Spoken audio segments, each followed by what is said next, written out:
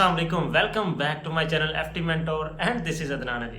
Food processing and preservation technology के अंदर आज हमारा सेकंड टॉपिक है, वो है प्रिवेंशन ऑफ ऑटोलिसिस। आज का सिंपल और आसान सा टॉपिक जल्दी से स्टार्ट करते हैं, तो चलते हैं स्क्रीन की तरफ। प्रीवियस लेक्चर के अंदर हमने देखा कि किसी भी फूड को आपने प्रिजर्व करना है, महफूज करना है, तो उसके 4 प्रिंसिपल्स हैं। Principle number 1, 2, 3 and then 4। Basically आज हम प्रिंसिपल नंबर 1 को एक्सप्लेन करेंगे कि प्रिंसिपल 1 में क्या होता है। हम पहले पढ़ चुके हैं, लेकिन प्रिंसिपल नंबर 1 को हम समझते हुए फूड को किस तरह महफूज बना सकते हैं। जैसा कि आपको पता है, प्रिंसिपल नंबर 1 में ऑटोलिसिस होती है।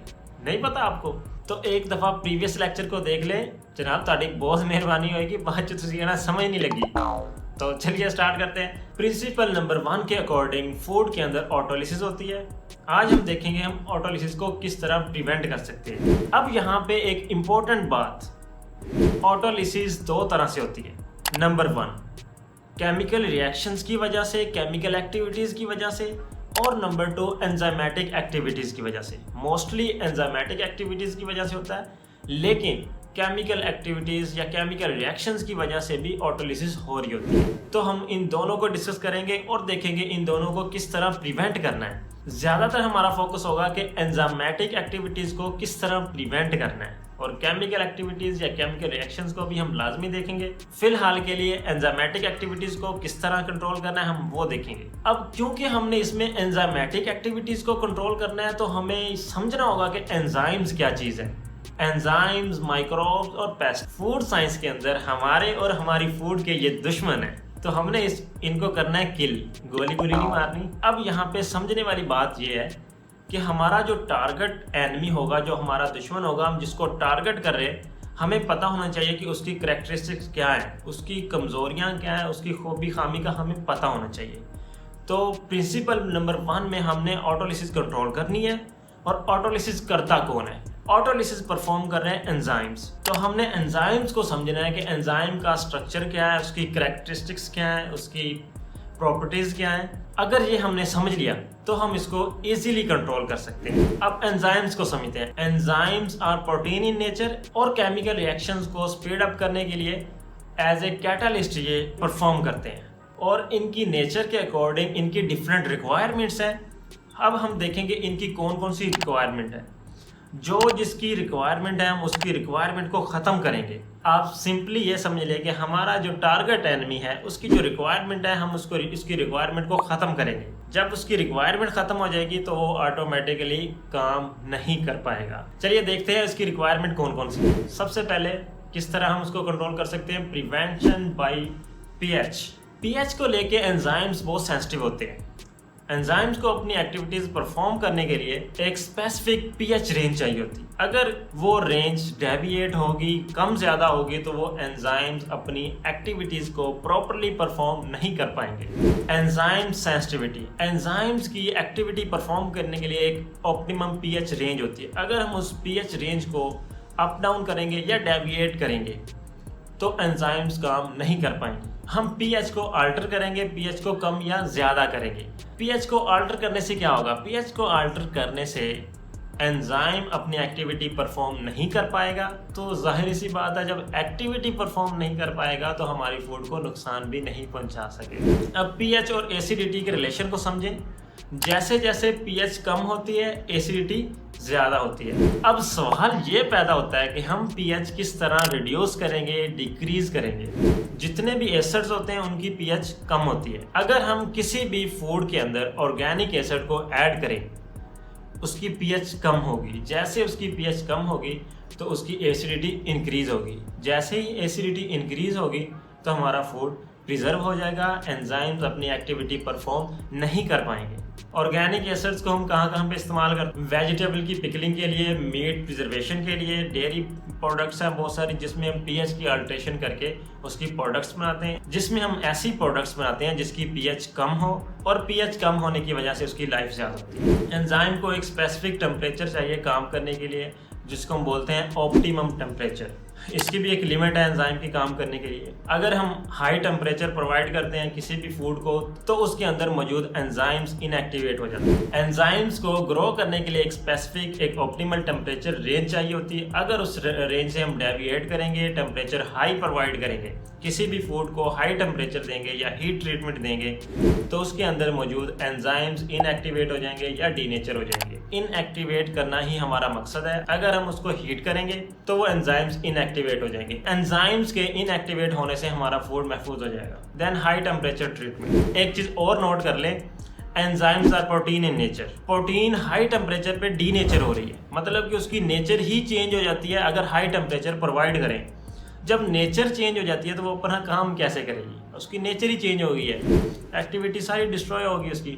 एक हीट ट्रीटमेंट प्रोसेस है ब्लांचिंग और स्कैल्डिंग, तो ये भी हम एंजाइम्स को इनएक्टिवेट करने के लिए यूज़ करते हैं। यूज़ ऑफ लो टेम्परेचर, जैसे मैंने पहले बताया कि एंजाइम्स को एक ऑप्टिमल रेंज चाहिए काम करने के लिए।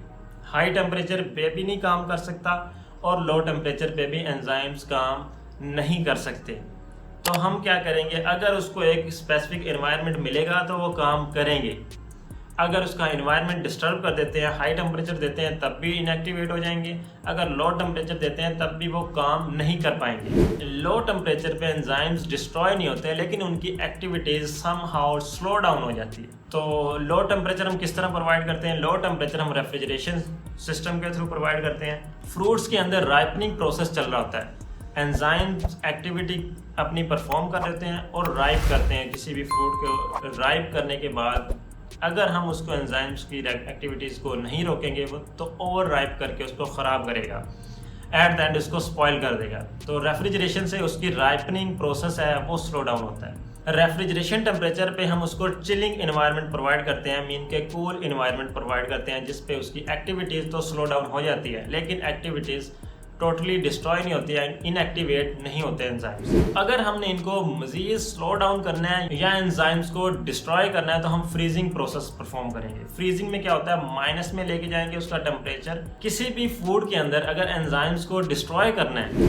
तो हम उसका टेम्परेचर लो लेके जाएंगे, less than 0 degree centigrade, mean कि उसका टेम्परेचर माइनस में लेके जाएंगे तो उसके अंदर एंजाइम्स की एक्टिविटीज डिस्ट्रॉय हो जाएंगी। देन एक और फैक्टर अभी भी हमारे पास मौजूद है जिसकी वजह से एंजाइम्स ग्रो करते हैं या जो एंजाइम की रिक्वायरमेंट है, तो हम उस रिक्वायरमेंट को भी कंट्रोल करने की कोशिश करेंगे एंजाइमेटिक एक्टिविटीज़ को रोकने के लिए। रिमूवल ऑफ मॉइस्चर, एंजाइम्स को ग्रो करने के लिए, केमिकल रिएक्शंस परफॉर्म करने के लिए मॉइस्चर चाहिए होता। ड्राई एनवायरनमेंट के अंदर वो रिएक्शंस परफॉर्म नहीं कर सकते यार। तो इसका मतलब है एंजाइम्स को अपनी एक्टिविटीज़, बायोकेमिकल रिएक्शन परफॉर्म करने के लिए मॉइस्चर चाहिए, वाटर चाहिए। In absence of water they can't perform any activity.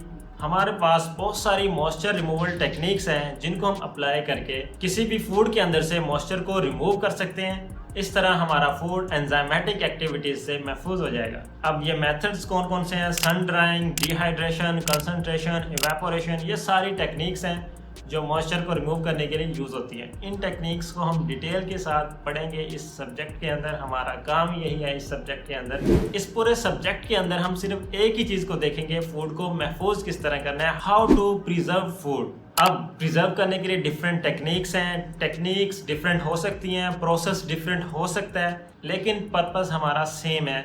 How to increase shelf life of food. अब एक और टेक्निक भी हम यूज़ करते हैं, मॉइस्चर बाइंडिंग। अगर हम मॉइस्चर को रिमूव नहीं कर सकते कि फूड इस तरह का है, उसके अंदर स्ट्रक्चर के अंदर मॉइस्चर हमें चाहिए, तो हम उस मॉइस्चर को बाउंड कर सकते हैं। बाउंड करने से क्या होगा कि वो फ्री नहीं होगा रिएक्शंस के लिए, वो ऑलरेडी बाउंड होगा, तब भी हमारा फूड महफूज हो सकता है। ये तो था एंजाइमेटिक एक्टिविटीज़ को कंट्रोल करने का मेथड ऑटोलिसिस के अंदर। क्योंकि मैंने बताया कि ऑटोलिसिस दो तरह से होती है, केमिकल रिएक्शंस की वजह से और एंजाइमेटिक एक्टिविटीज़ की वजह से।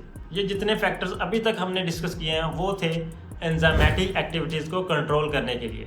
अब हम देखेंगे केमिकल एक्टिविटीज़ को किस तरह कंट्रोल करेंगे ताकि ऑटोलिसिस को कम्प्लीटली ओवरकम कर सकें, ख़त्म कर सकें। केमिकली इंड्यूस्ड ऑटोलिसिस, वो ऑटोलिसिस या वो सेल्फ डिस्ट्रक्शन जो केमिकल एक्टिविटीज़ की वजह से होती है। गुड मैन्युफैक्चरिंग प्रैक्टिसेस को अप्लाई करके हम केमिकली इंड्यूस्ड ऑटोलिसिस को कंट्रोल कर सकते हैं। गुड मैन्युफैक्चरिंग प्रैक्टिसेस क्या होती हैं, ये डिटेल टॉपिक है, किसी दिन फिर इस पर डिटेल वीडियो बनाएंगे।